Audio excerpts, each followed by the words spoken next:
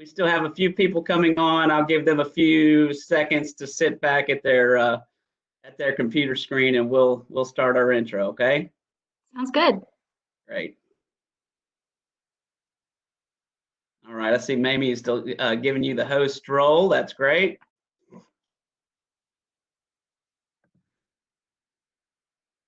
You're already getting good compliments on your background. Like I said, I'm following Richard's suit, so it was a good idea. All right, let's go ahead and get started. How about that? Okay. Sounds good. All right, great. Well, as we get more and more people coming online, and I just want to say a big welcome to everyone for another installment of Lunch with a Curator at the Tennessee State Museum. My name is Jeff Sellers, and I'm the Director of Education and Community Engagement at the State Museum. And I just want to say a thank you for joining us today and supporting our programs. We meet here every week and have lunch with a curator, and we discuss a topic of Tennessee history that they've been researching. So make this a point to be on your regular weekly calendar. Meet right here for lunch with a curator every week. Today, we go in search of an extraordinary woman in Tennessee history. This is the first woman elected to public office in Tennessee. And no, we're not talking about the women's suffrage movement. This is actually fully over 100 years before that movement. So this is going to be a great conversation and discussion today. Our curator, Annabeth Hayes, will deliver her talk entitled Pressing Forward, the Life of Elizabeth Roulstone, Tennessee State Printer. I hope you've got your lunch. I've got mine sitting right here, so I can't wait to dive in to some Tennessee history. Before we do that, let's go over those all-important housekeeping tips. We all know the importance of that. For those that are new to our program, we use a platform called WebEx. It's a lot like Zoom. You may be familiar with Zoom, but there are a few features that are a little bit different. First and foremost, the mute button, the all-important mute button, we should say. If you scroll down over the left part of your screen, bottom left, you'll see a little microphone. It's very important that that microphone is turned red. That means you're muted. If it is not red, just click on it and it will mute you during that. Everyone should be muted, but just in case, make sure your microphone is red and muted. We do want you to communicate with us and chat with us. So I'll direct you now to the chat feature, and that's that little text bubble at the bottom of your screen. And you will, if you'll hover over that and click on it, it'll bring up a little box. That box should be at the bottom right corner of your screen. You can type in your question or your comment to our curator, and we will, at the end, have a little Q&A time where we'll field those types of questions. Very important thing to note here is just be sure to select all panelists. That way we can all see your question, okay?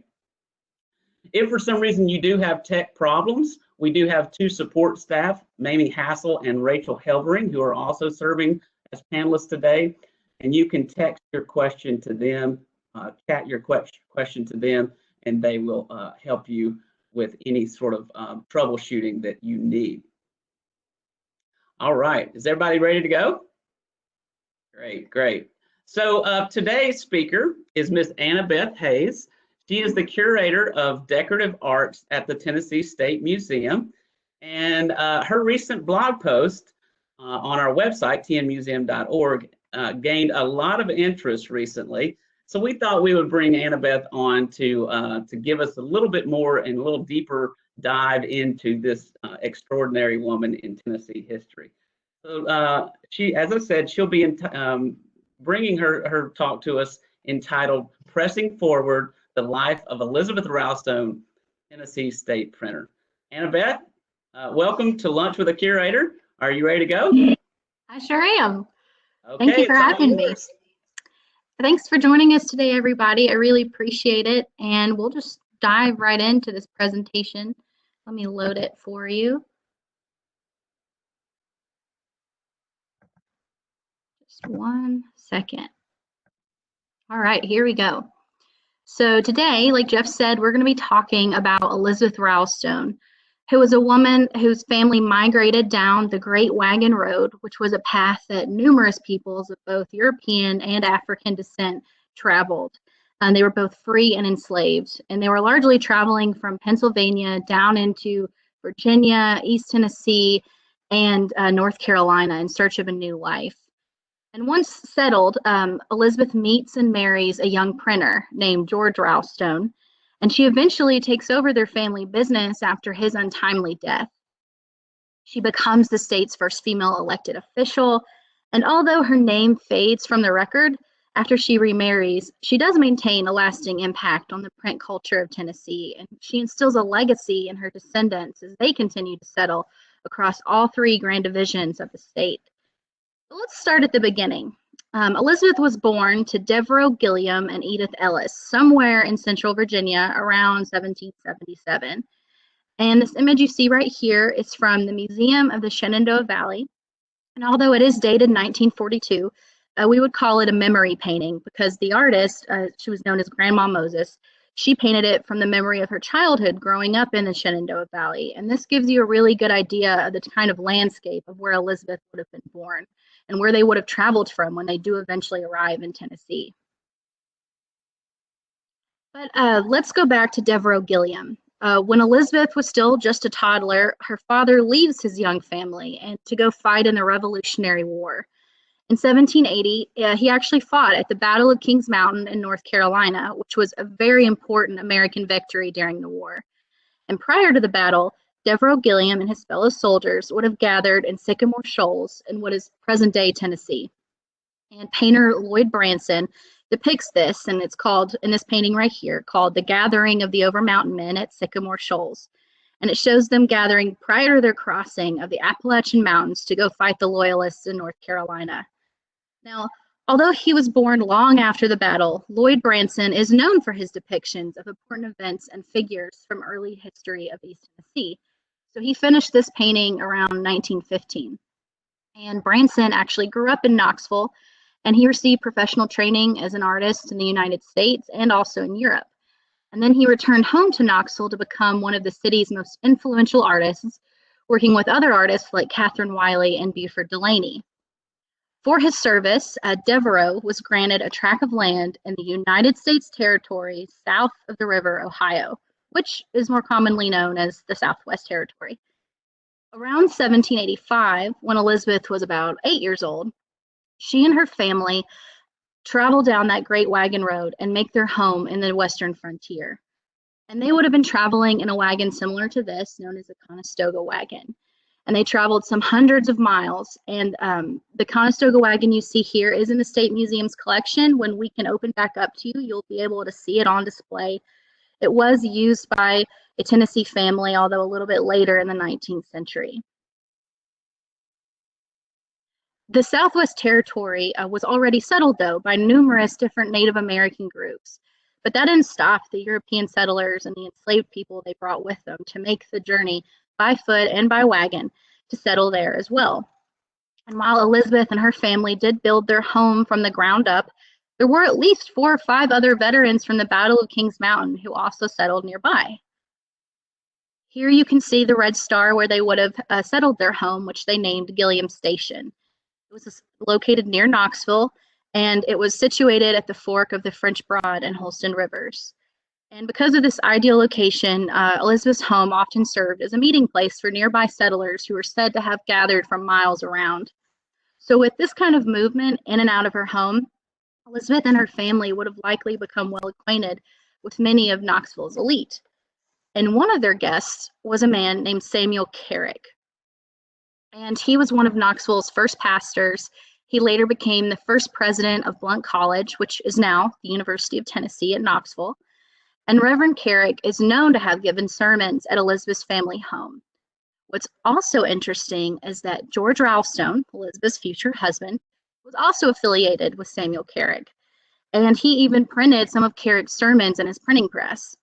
So with such common interests and even mutual acquaintances, it's possible that Elizabeth and George met at one of these gatherings at Gilliam Station. The painting that you see here is also by Lloyd Branson, and it's known as the Sheep-Shearing Incident, and it depicts a couple's first meeting. It's actually thought that the man on the left is known as Hugh Lawson White, who was another prominent Tennessean from Knoxville. Reverend Carrick was his mentor, and Hugh Lawson White probably knew the Roulstones at some point as well. And Branson is depicting when he might have met his future wife, who was named Elizabeth Carrick, seated on the right. Now, Elizabeth Carrick, as you might guess, is the daughter of Reverend Samuel Carrick. So it could be actually that the man in the center might even be the Reverend himself, overseeing the meeting of his daughter and her suitor. But let's go back to George now. George was born in Boston, and he actually trained to become a printer there.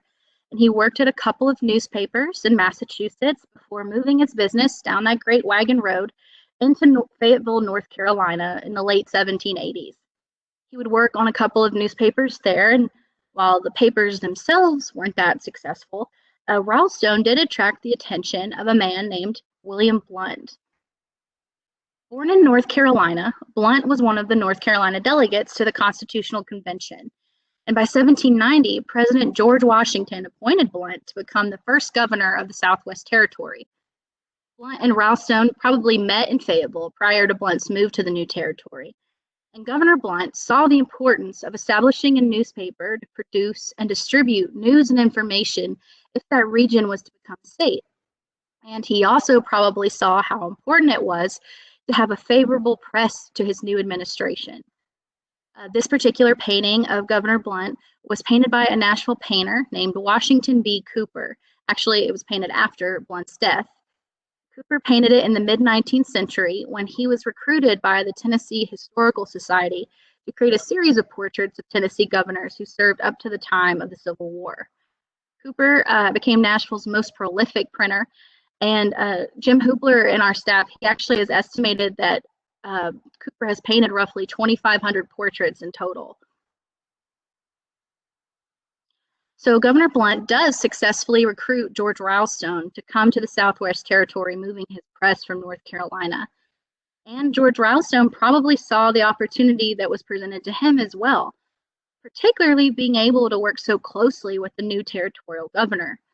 So, following a similar journey as his future wife, George Roulstone packed up his press, carried it over the Appalachian Mountains, likely by wagon again, and set up a new printing office.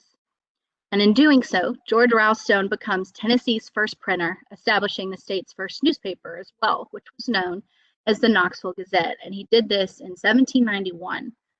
Now, despite its name, the Knoxville Gazette was actually first printed in Rogersville in Hawkins County. But Blount knew that Knoxville would soon be settled, so the newspaper was actually named in anticipation of this soon-to-be capital. And Blount was right. Roulstone moved the Gazette to Knoxville the next year in 1790. But this time, he probably moved the press by boat, since the river system would have been the more convenient mode of transportation. And the press that you see here is known as a common press. It's a reproduction of an 18th century printing press. And it's similar to the one that the Roulstones would have used in their shop and the one that George Roulstone would have carried across the Appalachian Mountains. It was reproduced in the 1980s by a man named Clinton Sisson at the University of Virginia for the Tennessee State Museum. So just 3 years after George Roulstone moves to the Southwest Territory, sets up the Knoxville Gazette, his life changed again when he married Elizabeth Gilliam. After George and Elizabeth's marriage in 1794, George's star continued to rise. Governor Blount and George worked very well together, and George was rewarded for his loyalty with many desirable appointments that most, at least white men in the Southwest Territory, would have coveted, especially a settler like George, who had only just arrived at the new territory 3 years earlier. And the image you see here is William Blount's office, which was preserved, and it still stands in Knoxville today. And it's likely that George Roulstone would have come to this office to meet with Governor Blount to discuss their business dealings. And just some of George's new positions included being appointed to serve as a trustee of Blount College, working with his friend Reverend Carrick. He was also appointed to be Knoxville's first postmaster and a commissioner of Knoxville. And then after Tennessee becomes a state in 1796, he is formally elected by the Tennessee General Assembly to become the official state printer. In 1801, he then becomes the chief clerk of the Senate. But one of his greatest accomplishments was probably printing this book, known as the Laws of the State of Tennessee. It was actually the first book ever printed in the state, and it became the area's most important legal text of the time. And after its publication, the book was just commonly referred to as Roulstone's Laws. And at the bottom of this image, you can see printed and published by George Roulstone. The edition here is in the State Museum's collection, and we actually only just acquired it maybe about 3 years ago. So it's a very exciting edition in and of itself, but kind of especially in light of this new research, because now we can talk about it in conversation with Elizabeth Roulstone. Now, while George's name would have been on the door, there would have been multiple people working behind the scenes to make this business run. I do want to note that some sources that I found have said that there were journeymen working in the shop, and one of which was a man named John Hood. And Hood's name appears alongside George and Elizabeth's names on some of their documents. And then Hood goes on to become the first known printer in Alabama. I'm also still researching the likelihood that there were also enslaved people working for the Roulstones, and they would have been essential to the success of this business. And the image you see here is a plate from Diderot's Encyclopedia, which was used to depict the science and arts of the trades of the 18th century. And you'll see that actually the second person from the left is a woman. And it's known that print shops were often family-run businesses. So it's very likely that Elizabeth was silently working alongside her husband during his rise to success. And this depiction of this woman really just reinforces that multiple peoples were working in these trade shops. So this very well could have been Elizabeth working in the print shop. And you can see here, she's sewing the binding of a book. So that could have been Elizabeth sewing the binding on Roulstone's Laws. But even as George continued to collect these numerous important positions in Knoxville, times were actually financially tough for the family. Most of George's positions offered prestige rather than payment. When the Laws of the State of Tennessee was published in September 1803, George Roulstone sent a bill for the book and a newspaper subscription to a young lawyer in Nashville named Andrew Jackson. Now, as someone reading this letter over 200 years later, I find it interesting for two reasons. One is that George tells Jackson that he's been very sick. He has been confined to my bed for the past several days. And the second reason is that he tells Jackson that he is much distressed for money, and he apologizes for troubling Jackson with a bill. Here, you can see a close-up of another part of this bill, which is probably Jackson's own copy of his receipt for purchasing these subscriptions to the Knoxville Gazette. So while we don't know how Jackson responded, we do know that George Roulstone died less than a year later at the young age of 36. So it means that this is so likely that Elizabeth stepped in to assist her husband and was crucial to this important book's completion. And when the book is referred to as Roulstone's Laws, we should really consider the possibility that this name refers to both George and Elizabeth. So when George Roulstone died the next year, he left behind Elizabeth, 5 children, and a business to run. He had also been recently reelected to his position of state printer. The records show that his executors were tasked with completing his duty of printing documents on behalf of the state. The executors, however, were Elizabeth's father, Devereux Gilliam, and her 2 brothers-in-law. So while yes, these were smart, capable men, they had no experience in running a printing business. Elizabeth, on the other hand, had already been living and working alongside her husband for 10 years. So instead of trying to learn a new trade, it's more likely that the executors turned to Elizabeth to complete the task. Now, I do want to say, I realize Elizabeth had 5 children at this time who ranged in age from 10 years old to a newborn. However, we do have to also remember that in George's own words, they were financially distressed.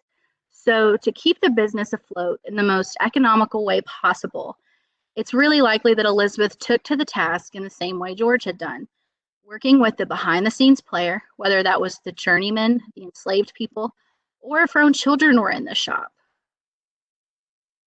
In this 1805 edition of the Knoxville Gazette, printed after George's death, you can see John Hood's name listed as publisher. And I know this is a little bit blurry, but his name is catacornered to the right under the word Wednesday near the top in the middle. And so we know that John Hood was helping with the production of the newspaper.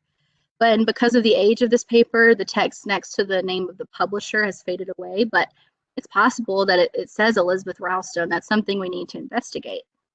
Additionally, Elizabeth's oldest son, James, would later take over the family newspaper business. So it's likely that he received his early training from both his mother and his father. When the elections for state printer in 1806 opened again, Elizabeth decided to run for the office under her own name. And the ballot came down between her and another Knoxville printer named George Wilson. Wilson was a frequent competitor of the Roulstones, and he ran his own newspaper, which was conveniently called Wilson's Knoxville Gazette. And after George Roulstone's death just 2 years earlier, the Tennessee General Assembly could have very easily just turned to George Wilson to fill this office. But Elizabeth won the election by a near landslide, winning 28-7. And the Tennessee General Assembly's voting record on this is really a testament to their confidence in Elizabeth's ability to successfully perform these duties. And with her election, she becomes Tennessee's state printer, also making her the state's first female elected official. And what you see here is an image of the 1806 Acts of the General Assembly, and they feature the imprint of Elizabeth's name and her new title at the bottom. You'll also see John Hood's name. So it wasn't uncommon for printers to work together on producing documents of this quantity. So while this was a first for Tennessee, many other women across early America had already set the stage for such kind of professional success. There are many instances throughout the 18th and 19th centuries of women taking over the family printing business after the deaths of their husbands. And as was probably the case for Elizabeth Roulstone, sometimes the family business was the only inheritance that women received after their husbands' deaths. And so they were left to continue running the shop to survive financially. Here is another depiction from Diderot's encyclopedia, and in this instance, they're running a print shop. In 1735, over 70 years before Elizabeth's election, a woman in colonial New England was also running her own print shop. Benjamin Franklin's brother, James, was a printer, and Ben Franklin actually trained with his brother. And when James died, his wife, Anne, took over the family business. And some of Ben Franklin's letters even hinted that Anne was running the business behind the scenes long before her husband's death. Anne went on to print the official documents for the colony of Rhode Island as well, which essentially makes her the official printer for Rhode Island. In the early 1770s, there's a woman named Clementina Rind who moved with her husband to Williamsburg, Virginia, which was then the capital of the American colonies. And they established a newspaper that was more favorable to the revolutionary cause. And after Clementina's husband died, she continued to publish the newspaper, and she even printed some of Thomas Jefferson's writings and pamphlets that would have been instrumental during the Revolution. Something else interesting to note is that Clementina Rind, like Elizabeth Roulstone, was also raising 5 children while running an influential printing press. Another woman printer who contributed to the revolutionary cause was Mary Katherine Goddard of Maryland. And when the Second Continental Congress was in session in Baltimore in 1777, she volunteered to print the Declaration of Independence, which was then a very dangerous thing to do because they were committing treason against the crown. And her work marks the second time that the Declaration was ever printed, and the first time that all of the signers' names were available to see. And I've blown up at the bottom where you can see printed by Mary Katherine Goddard, which would have been seen at the bottom of the Declaration. And about halfway down, you can see John Hancock's name. But momentum appears to have been building in Tennessee as well. In 1804, just a couple of years before Elizabeth was elected, Blount College admitted 5 women as students. And while, yes, most of these women were daughters of prominent local citizens, like the daughter of Governor Blount, It still made Blount College one of the first co-educational institutions in the United States. And this kind of progressive mindset in Elizabeth's community could have contributed to the support that she received during her time as public printer. And printing often offered women an avenue to utilize their education in a respectable yet profitable way. And while we don't know where or even if Elizabeth had formal training, it was apparent that education was still valued in her household. In the State Museum's collection, we actually have a sampler that was created by Elizabeth's daughter Charlotte when she was just 10 years old. And samplers were often used as educational tools that taught young women, young girls how to embroider, and as well they also encouraged literacy. Charlotte's sampler shows the standard alphabet and numerals, in addition to a verse from an English poet. You can see that right here, and it reads, "Instead of gold, let gentle truth endear. She has most charms, who is the most sincere." By including this verse, Charlotte was demonstrating that she had educational training, that she was familiar with literature, and she was also a girl of high moral value. And you can see underneath the verse, Charlotte S. Roulstone, A10, standing for age 10. And if you'd like to see more samplers, you can go to the State Museum's online collection, but there's also a great other online resource called the Tennessee Sampler Survey, which we can link in the chat box for you. These scholars have done great work documenting samplers all across the state. But Elizabeth's time in the public spotlight and the documentary record was cut short when she remarried a man named William Moore. Moore had served as a major colonel in the Revolutionary Army from North Carolina, and it's likely that he also received a land grant like Elizabeth's father had to move to Tennessee, and he probably settled in Sumner County. Moore was elected to be a Tennessee legislator, and so he probably met Elizabeth when he would come to Knoxville when the General Assembly was in session. And he immediately gained control over all of Elizabeth's assets when they married, due to the laws of the time. And this included the Roulstone printing press. After their marriage, most of the official documents refer to William Moore, describing it as William Moore on behalf of his wife, Elizabeth Roulstone, public printer. Or he would just take the title himself in the documents, William Moore, state printer. And while the term of state printer was typically supposed to be 2 years, there was a new election held the following year for the position. So William Moore ran this time, and once again, it was against George Wilson. William Moore did win the election, but by a much narrow margin of 5 votes. What you see here is the Journal of the Senate of the following year, 1807. It's in the State Museum's collection, and it documents the minutes of the election in which William Moore won, and it also would bear his name as state printer. This is the second page, but on the first page, William Moore's name would have been published at the bottom. The next year, though, life changed quite drastically again for the family. Elizabeth's young daughter, Charlotte, died unexpectedly at age 11, and George Wilson actually announces her passing in his newspaper. So the family decides to move the printing business and the printing press and the newspaper to Carthage in Smith County.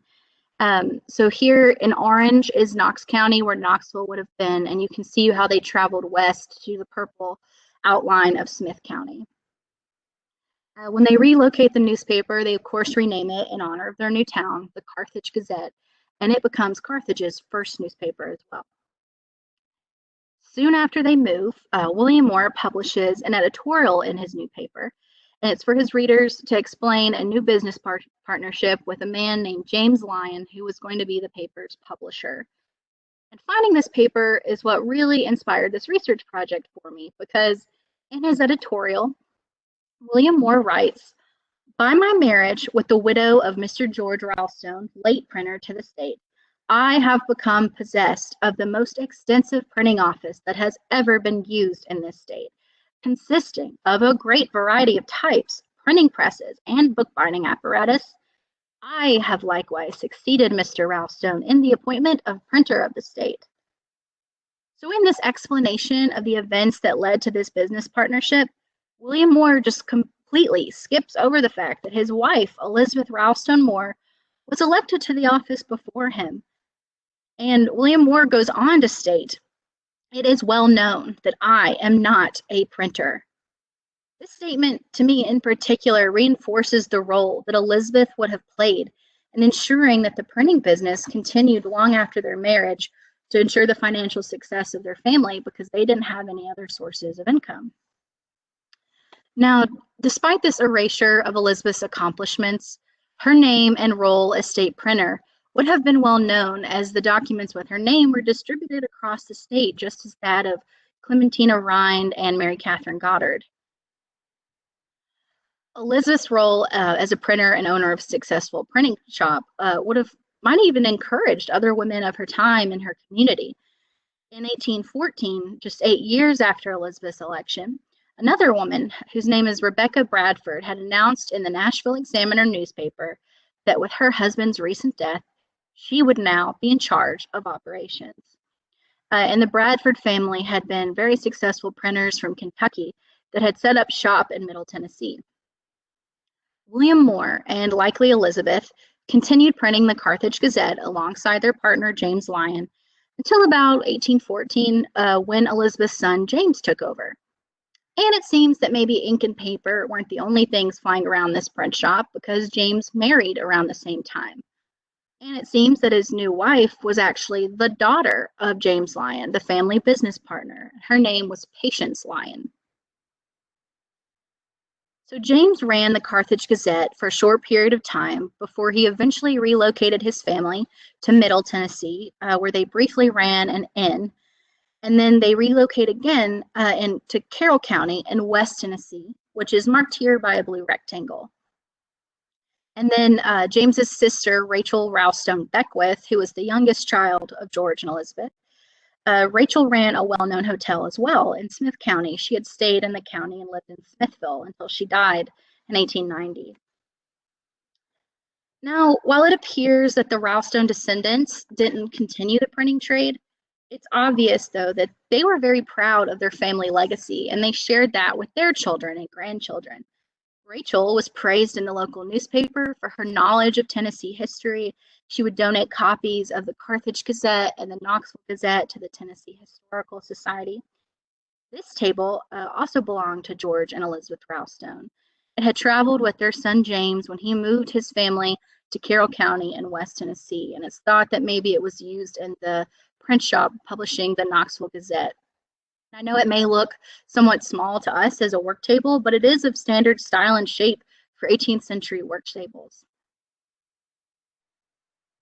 So, just as George Roulstone's printing press traveled with him over the Appalachian Mountains, this work table made quite the journey as well, traveling across all of East, Middle, and West Tennessee until 1921, when Elizabeth and George's great-grandson, Ripley Gilliam Roulstone, donated it to the Tennessee Historical Society, and it eventually entered the care of the Tennessee State Museum. And in this map, you can see again Knox County in orange, moving it to Smith and Wilson County in the middle, and then to Carroll County in the blue rectangle. If you noted, Ripley Gilliam Roulstone, they were honoring Elizabeth's family as well. So this work table and the other objects that you've seen today really reflect the influence that printers and their publications, like the Knoxville Gazette and Roulstone's Laws, had on the formation of early Tennessee. And by delving into these histories and the objects more closely, we're really able to open up Tennessee's printing history to more than just George Roulstone and William Moore, with Elizabeth just being a byline. Instead, by delving into her story and those of other women like Rebecca Bradford more closely, we can really pull back the curtain on their larger stories to discuss their legacies and the contributions they made to our state. Thank you so much for joining us today. We can link actually an operation of a printing press in the chat bar if you'd like to see the kind of physicality that it takes to run one of those. And I'm really happy to answer any questions. All right, great job, Annabeth. That was fantastic. So thank you so much for that just wonderful, deeply researched talk. This is it's just such fertile ground for research, and fascinating talk. We've got lots of questions. I don't know that we'll be able to get all of them. Some of them are kind of funny. We'll get into that in a second. Okay. First of all, what led you to your interest in Elizabeth? Well, I knew that we had a lot of the Roulstone objects on display in the museum, and I knew that we all knew that Elizabeth had served as state printer, but I wanted to know more. She, like I said, she kind of just gets mentioned as a byline, and so I started digging into that. And then when I found the Carthage Gazette digitization of that, I just thought it was so interesting that William Moore just completely skips over the fact that she had done it first. So I had to come vindicate her. It is. It's such an intriguing topic, and lots of folks are asking, how did printing provide these opportunities for women when it seems like in the 18th century world or early 19th century world, all of those opportunities were closed off? How did printing kind of allow for women to step into those roles?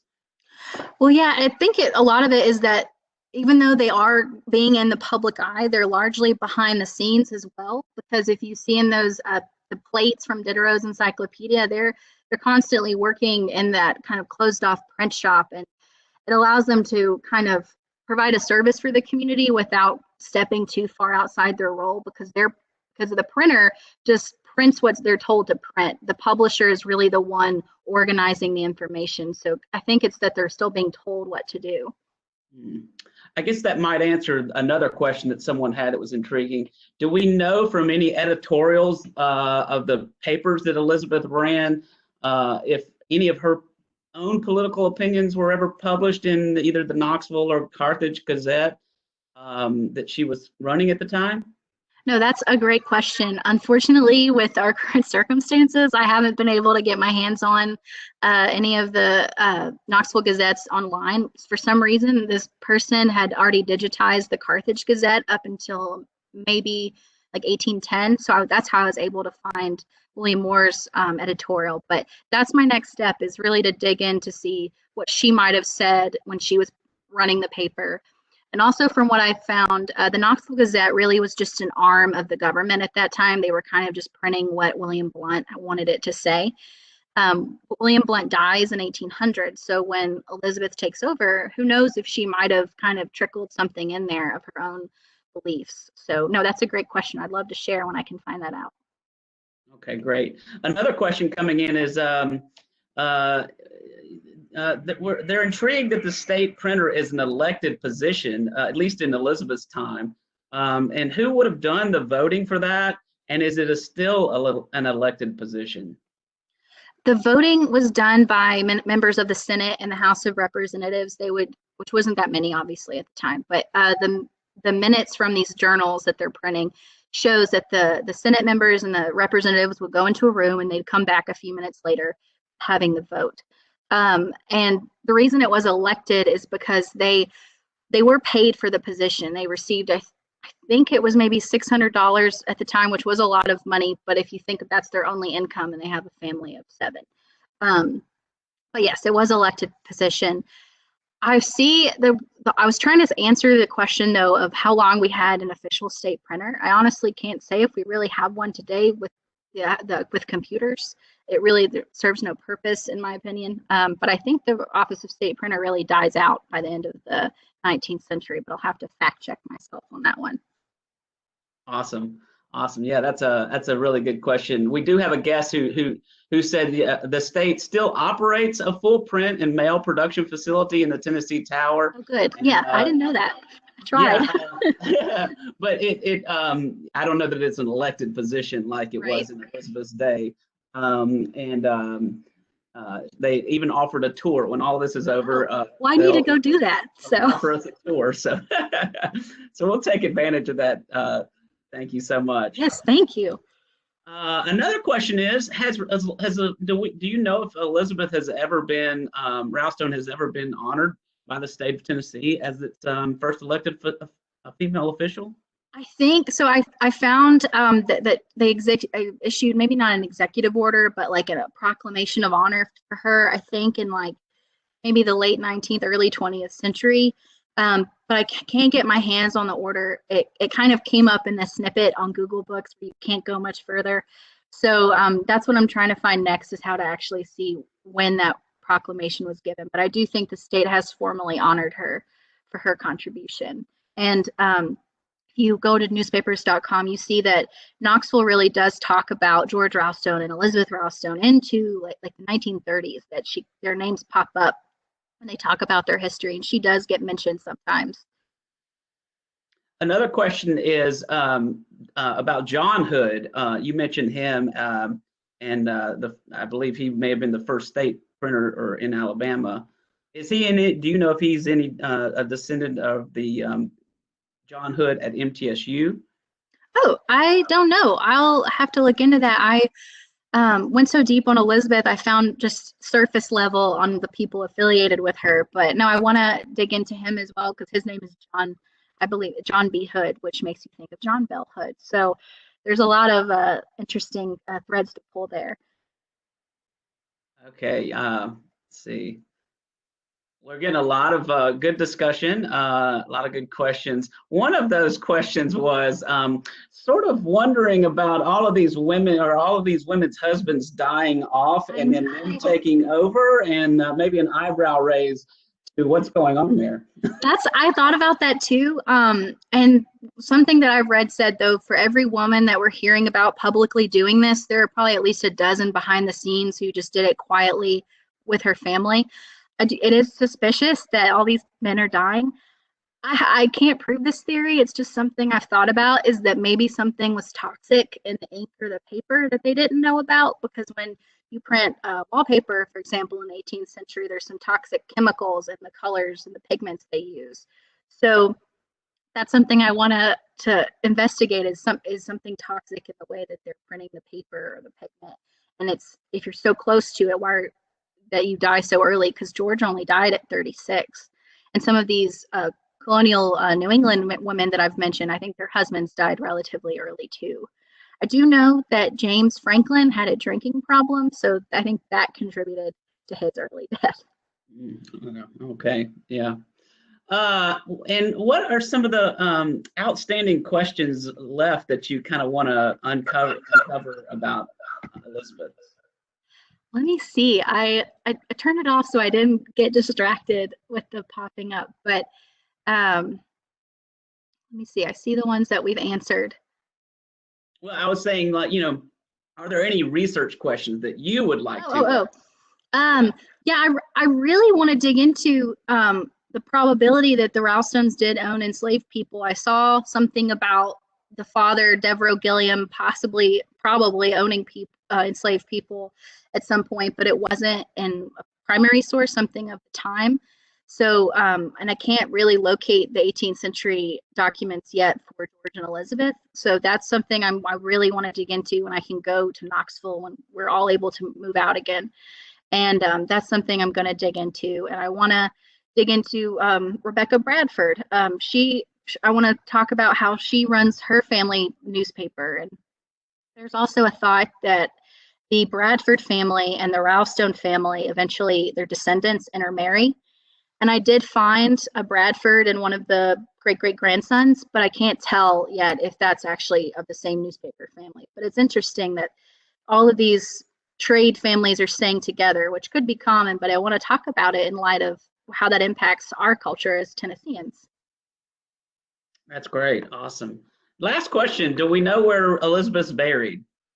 We don't. I would think that she's probably buried in Smith County in Carthage, where she died.